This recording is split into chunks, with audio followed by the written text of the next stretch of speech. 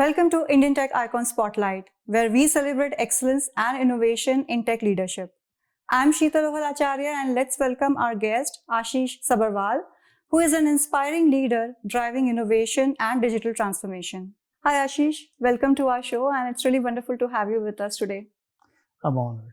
Thank you so much for having me here. Thank you, Ashish. So shall we start? Yes, by all means.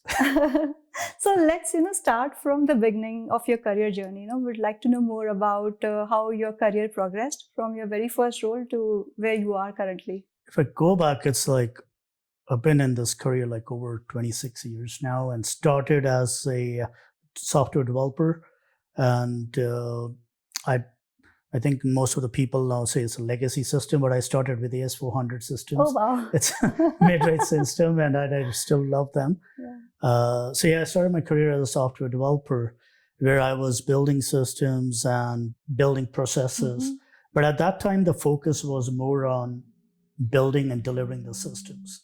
And as I grew in the role from software developer to an ERP implementer, Mm-hmm. that's where I started to get into more on the process strategies, learning the business. And I took over various roles throughout my career journey, where I started as a software developer. Then I moved into the role of implementation lead, then a technical lead, team lead, module leader, changed into the business support manager, then a manager of AMS technical, and then changed the role. I actually had a role of business analyst too, because I was like, from my educational background and my technical acumen that I have. So it comes as a niche as a techno-functional person. Okay. So as a result of that, I was also working as a business analyst for some time. Then I switched to the role of manager AMS technical, and then grew in the role of the senior manager of business application services, and now working as the AVP business application services.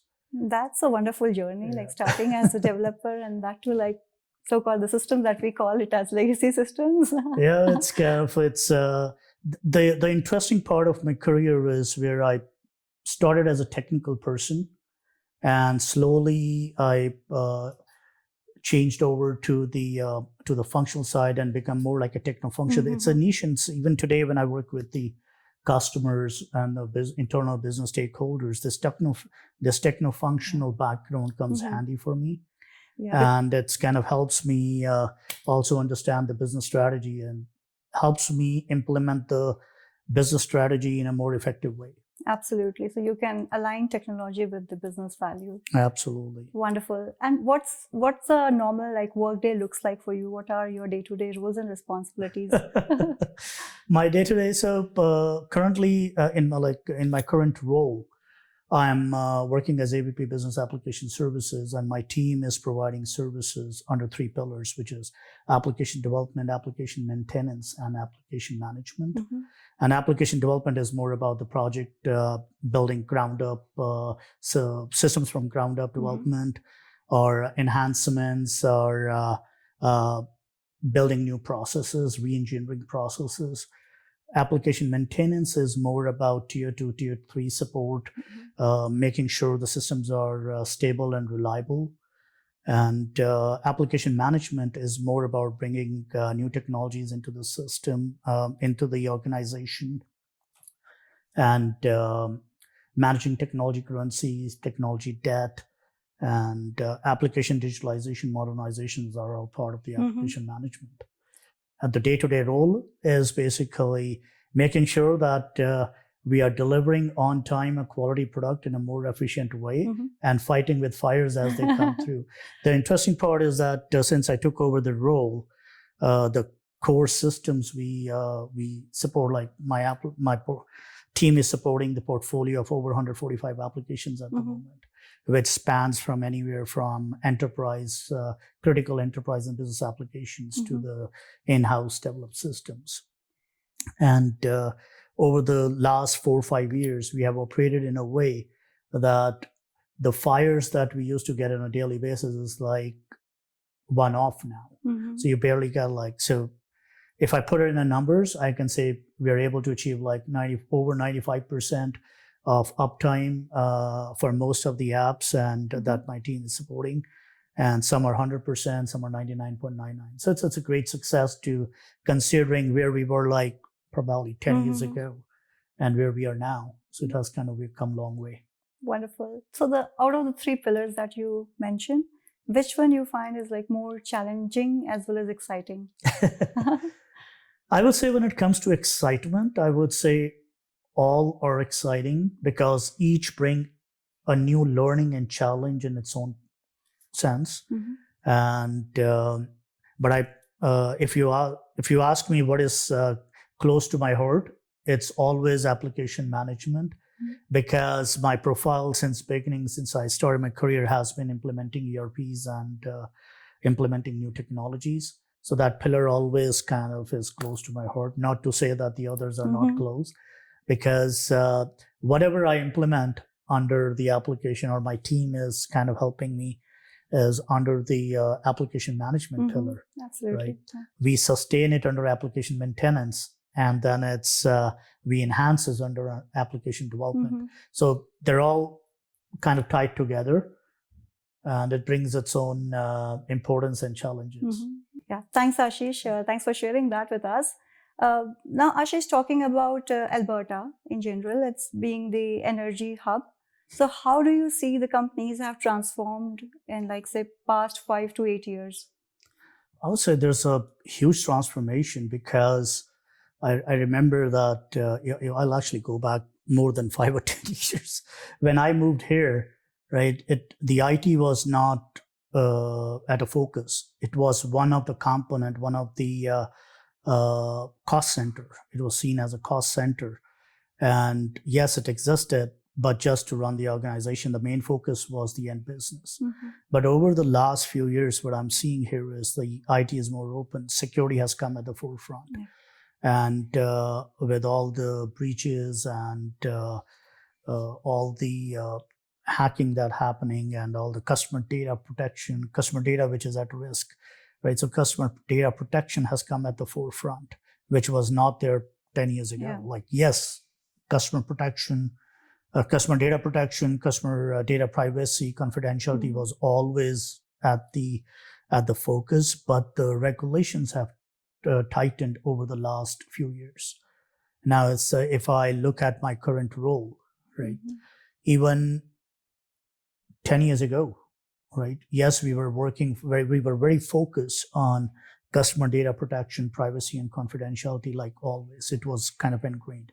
But now we have taken a next step there. As the regulations are tightening, we are getting more proactive, where we are actually having all our non-production customer data to be anonymized, de-identified, right? So it's basically a next layer where it's, even if something happens, the customer data is still at is protected, and it's at a level where you can't even kind of decompile that. So you cannot you cannot decode that. Okay, what was the original information? So that's a security side of it. Outside that, the AI and automation has taken over. So those RPAs, they're all kind of taken over. And I think that's where the future lies now, is with AI, automation, data. Data has become big. You might have heard about big data nowadays. So the decisions which were more taken strategically in a different way, with the processes and where they want to have the organization or where they want to take the industry, that has actually switched to AI, automation, and the data-driven decisions. So do you see challenges when you, like especially talking about the banking sector, do you see challenges moving data to cloud versus like on-prem? It's actually both ways. It brings both benefits, and obviously there's a downside too, right? If you look at the downside of it, I'll talk that first, because there are a lot of benefits to it. Downside I only see is that once the data is in cloud, right, if you are not diligent in getting the right data center provider, right cloud service provider, and you don't do enough diligence with what level of security they're maintaining, your data is at risk. The other thing is with that is many times regulation drives that cloud data center migrations, because if you look at the Canadian banking, right, data should stay within the Canadian borders. Yeah. So if you have a cloud data center which is outside Canada, it's always a risk of putting customer data at risk, right? So that's one thing that you have to be very diligent. So that's one. But if I look at the benefits, you save a lot on infrastructure. You don't have to maintain those legacy infrastructure, high cost of maintenance operations. It basically brings a lot of efficiency in terms of operations and the cost reductions that can be further passed on to the customers. So that's another benefit that it becomes. And the cost of ownership of the solution is kind of, I would say, that more economical when you go with a software as a services or a platform as a service. It's all baked in the agreement. The day you want to kind of move away, you want to go on to another solution, all you need to do is work on a data migration strategy. And that too also, like, if you're doing a good diligence in the beginning during the time of your implementation, you can always bake that in your agreements that, okay, shall anything happens, like what that means. So there's a lot of benefits to that cloud. And I would say that cloud brings its own benefits, and be it the banking sector or many other organizations, we all say that we want to be cloud first. Right. Because that becomes a lot of, it makes economical, the infrastructure is economical, and low cost of maintenance. And the best thing is we can pass benefits to the customers. Absolutely. Now, everyone is talking about innovation, AI. So what, according to you as a leader, innovation means? I would say, like, as a leader, I would say you can innovate whatever you want to, but the real innovation is that meets the real world needs. That's where the real innovation is. And there is always the right balance, we always say. So I would say that when it comes to innovation, it must meet the real world needs.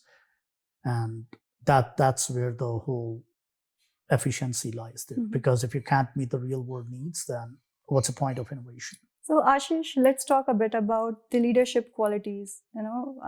How do you see yourself getting evolved as a leader over all these years? I've changed a lot.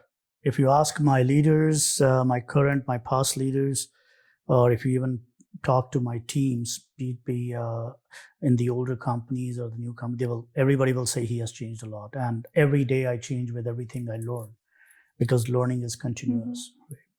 And if I look at my career spanning over 26 years, my initial leadership style was more focused on the delivery, more focused on the outcome.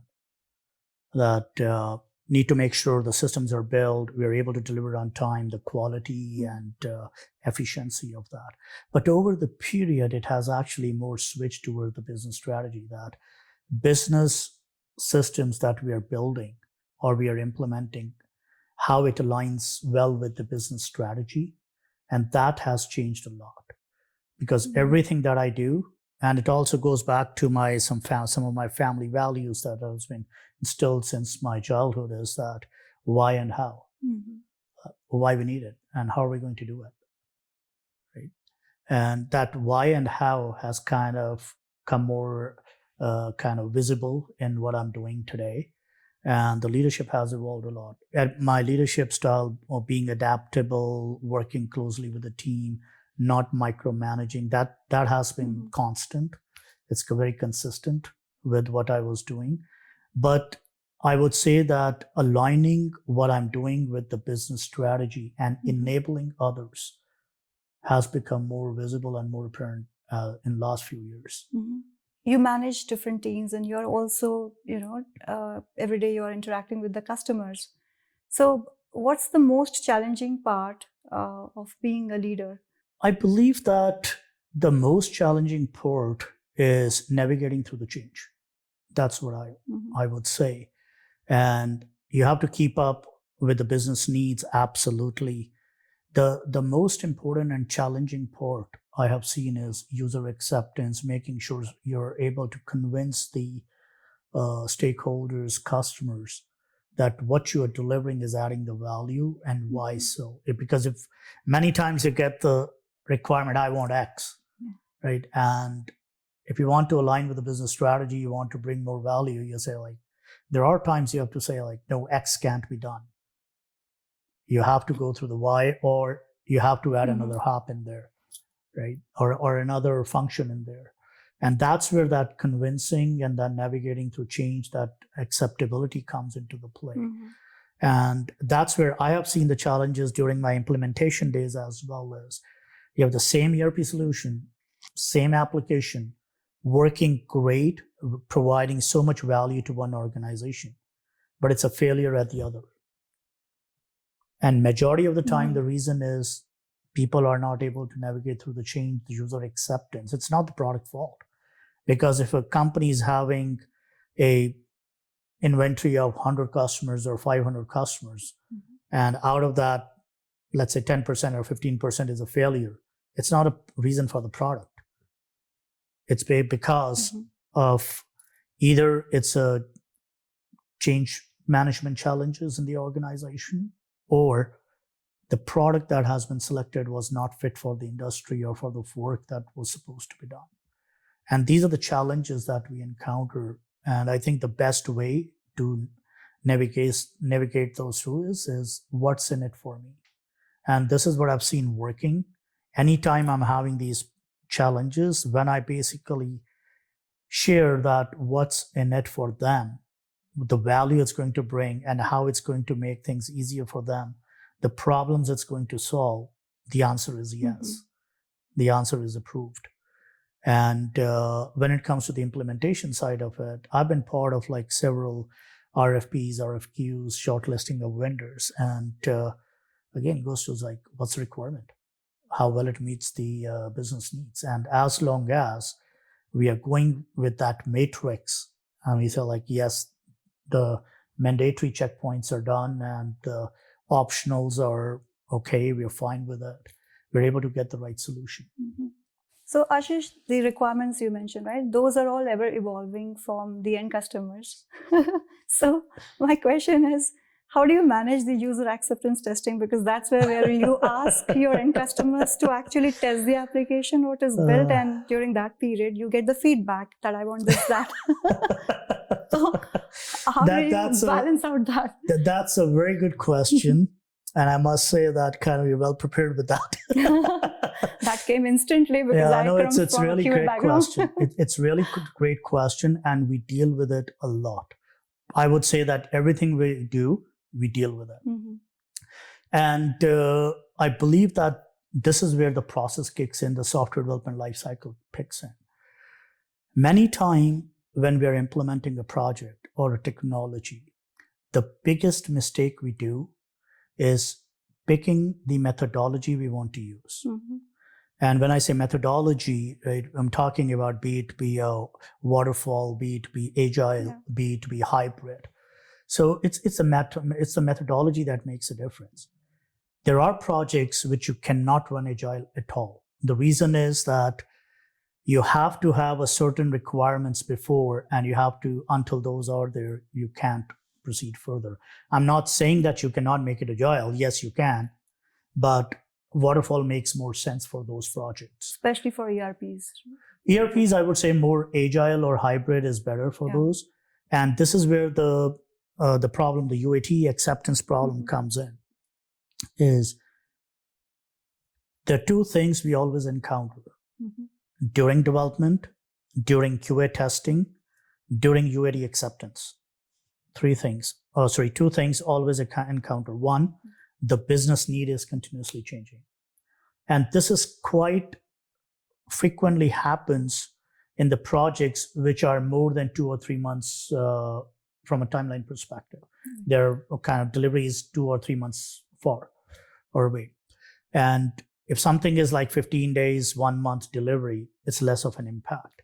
But the business need changing, like anywhere there's a project with a bigger timelines and delivery timelines, that's where it comes. The second thing is when you go into your QA testing or into the UAT, I mean, taking QA as well in there because some things come from there too.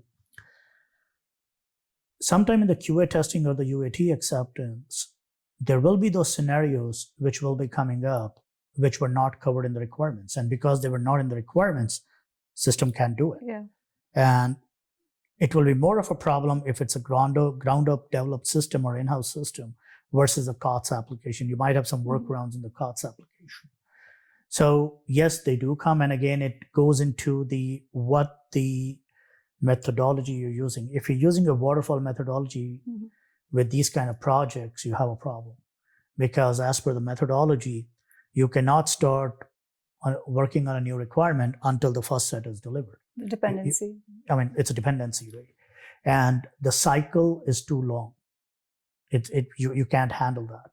So agile and the hybrids are the approach there, which help. Yeah.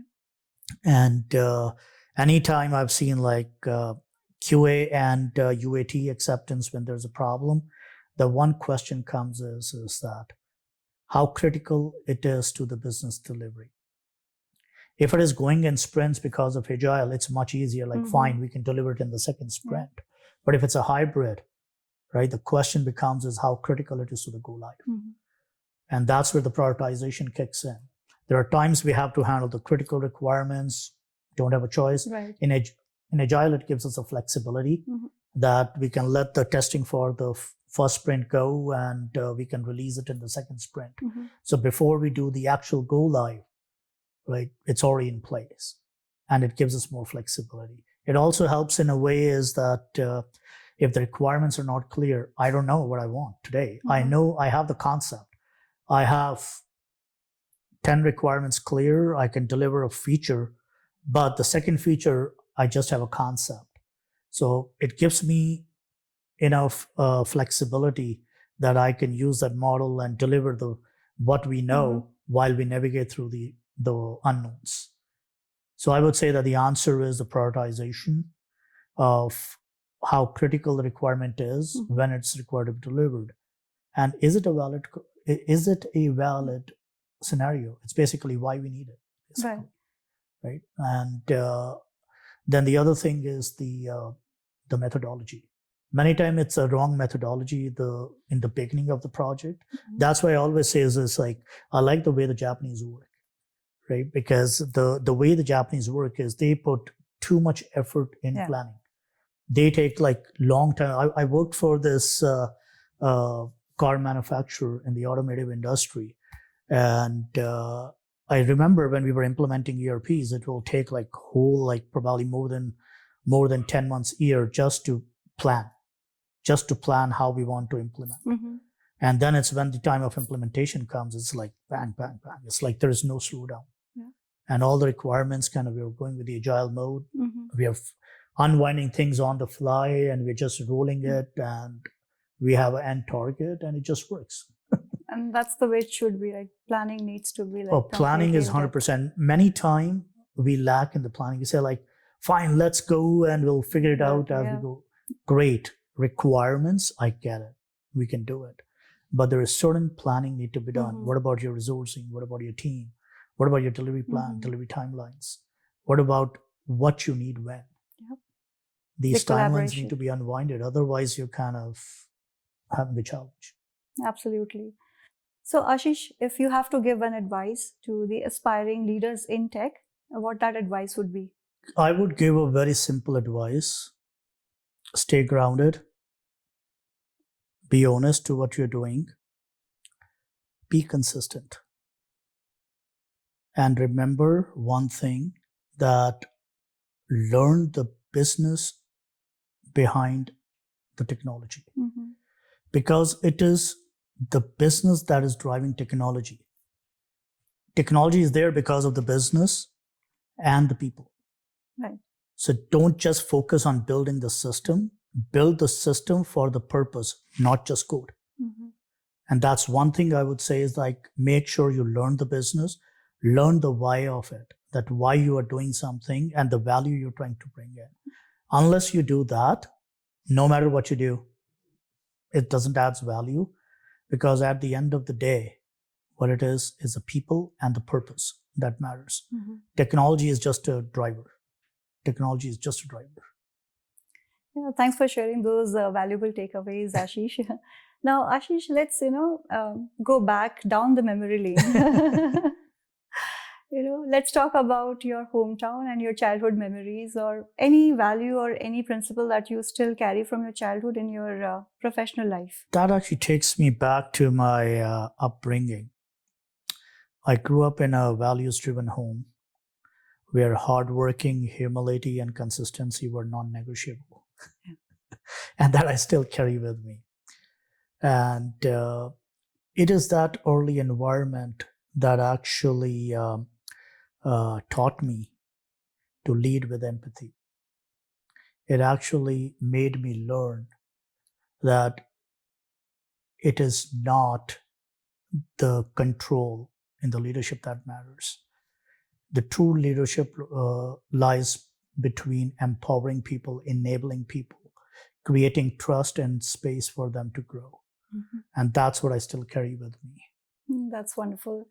And talking about your school days or college days. Mm-hmm. Those were interesting days. Do you have any story to share?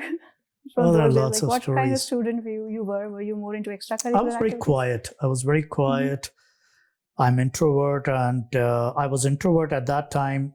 Today, I would say I'm a forced extrovert. I'm a forced extrovert. I'm not extrovert. I'm a forced extrovert. And it's just by the nature of the job that I have, how I evolve in the role. Mm-hmm. I was a quiet and shy student.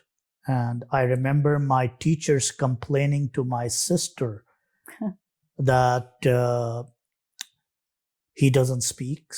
And because my dad at that time, so initial phases of my dad's career, he was a lawyer, but before becoming the lawyer, he was working with the same school.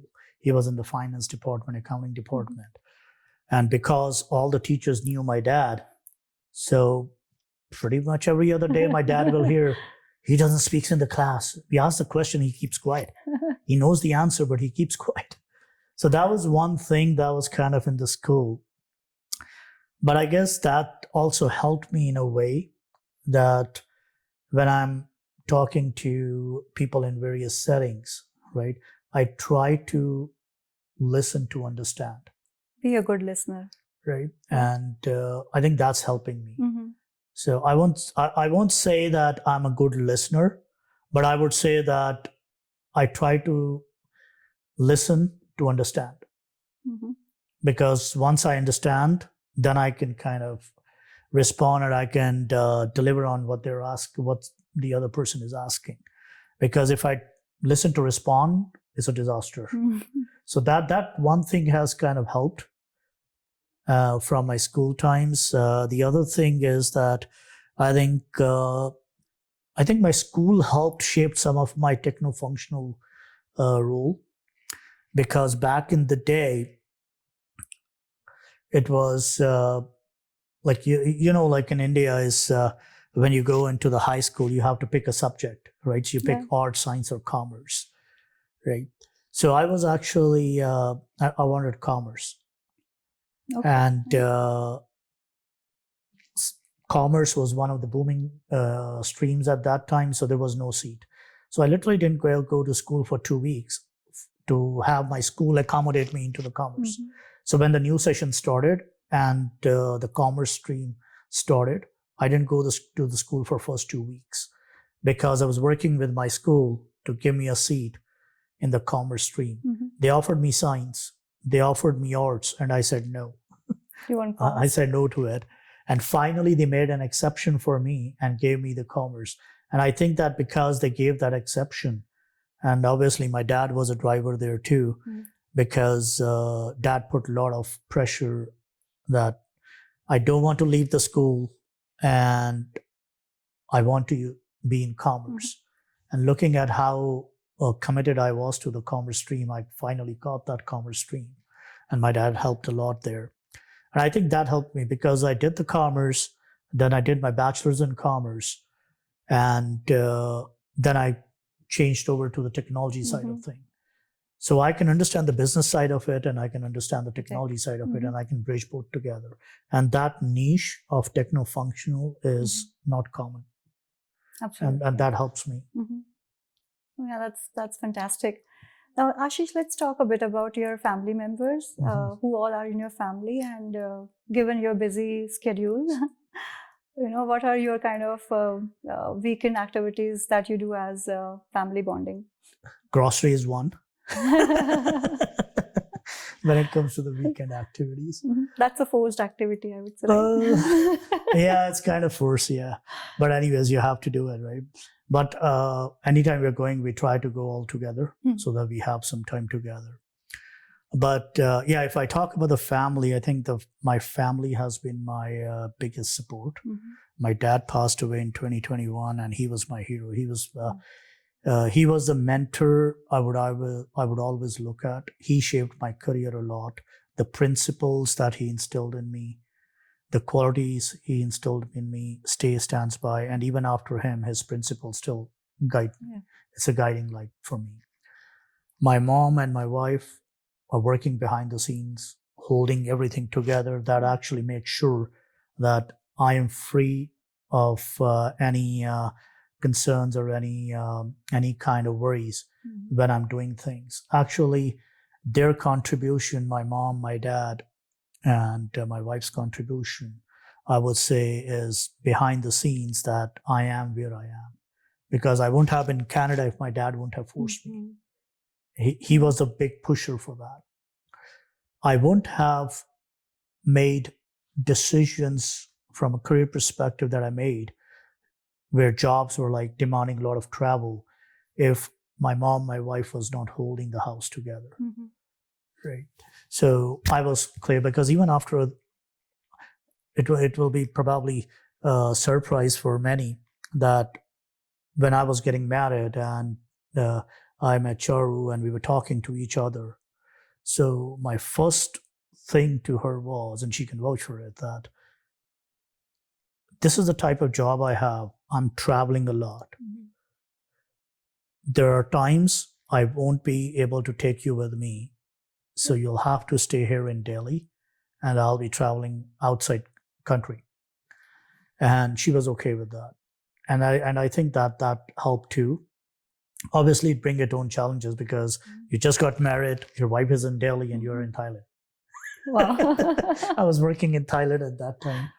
So obviously it brings its own challenges, but I think for first 2 to 3 years, we worked that way. And one thing that helped me was because I was implementing a project for a car manufacturer, automotive industry in Delhi. Not in Delhi, but outside Delhi, but it was near Delhi. And so every 2 to 3 months, I'll go there for like 15 days, 30 days, 60 days. So then I'll stay at home. So it was like a little bit of balancing, but all I'd say is like managing that is a big thing. Like you just got married and kind of you're into that mode. And then my mom is like, both of them has worked together to kind of make sure they hold the scenes together. So I would say I don't have to think about my children. They keep me grounded. they are a good reality check for me. No, I would say you have a wonderful family support, Ashish, and we're almost nearing end of our conversation, and it's really truly very insightful talking to you, sharing the experiences that you have shared and the wonderful memories that you have shared with us. Thank you so much. At the end, we have a round called as the rapid fire round. Okay. So where I'll be asking you some questions. Okay. I hope I can answer. Do you watch Karan Johar, Coffee with Karan? Have you ever watched that? I watched that, but I'm not a fan of it. Okay. No, that's a but I know what you're talking about. I know what you're talking about. So it's going to be similar. Okay. So are you ready? Yes. Perfect. Favorite social media platform? I would say LinkedIn. It helps me keep connected. First ever computer or gadget you owned? That's a good one. First ever computer. It was a Pentium. Yeah, it was a Pentium computer I owned. And if we talk about the gadget, it was a radio. And that was a time when I didn't even know how to pronounce that name. I used to say that when somebody asked me, I used to say it's National. And one of my neighbor, and I'm talking about like 80s, early 80s. One of my neighbor once talked to me and said, hey, that which brand you have, like which brand, what is the brand of your radio?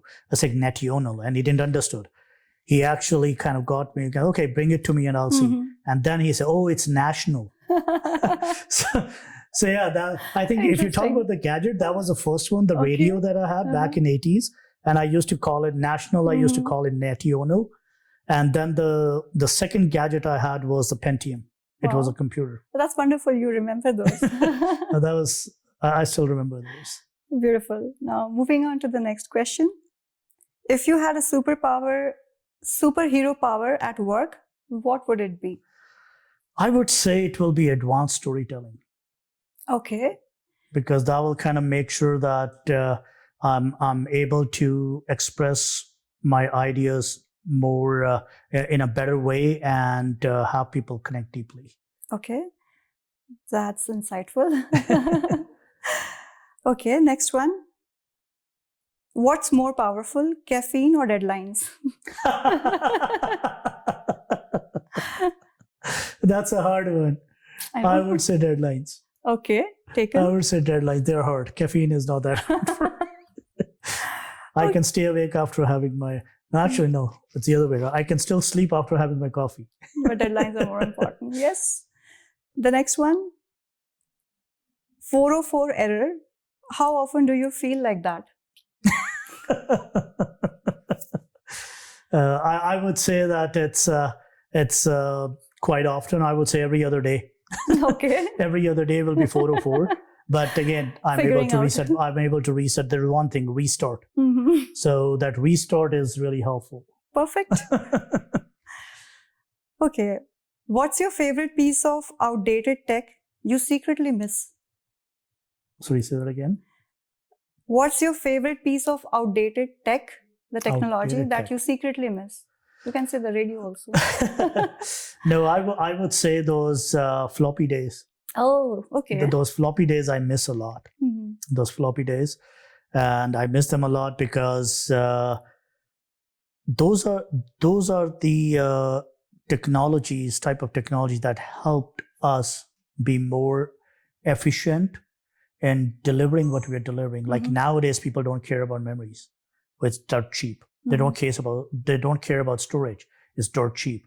But back in the day, imagine you have a 1.2 MB floppy disk, which you need to carry the entire software. Mhm. So your software need to do what it's supposed to do with a 4 MB memory in the computer and 1.2 MB in your floppy disk. Yeah. So that I still miss, because that actually kind of, I think everybody should do that in their earlier phase of learning these technologies. They will be better coder. Absolutely. And the last question. Yeah. And you're really doing great so far. Thank you.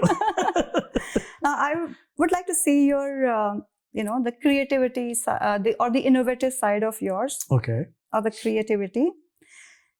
If Calgary Flames and Edmonton Oilers combined into a single team for a game, what would you call them? Flaming Oilers. I had the same in my mind. Okay, We're the that's same. great. We're the same wavelength then. Perfect. I mean, you really did well. Thank you so Thank much, you. Ashish. And it was really wonderful talking to you. And thank you for sharing all the insights on your professional journey and your kind of childhood memories with us. And it's truly a pleasure to have you on our show today. Thank you, Sheetal. I'm really honored to be on the show with you. And thank you so much. And this actually, I really appreciate you kind of taking me to the memory lane. And it has been kind of time, and it really kind of nostalgic. Thank you. Thanks, Ashish.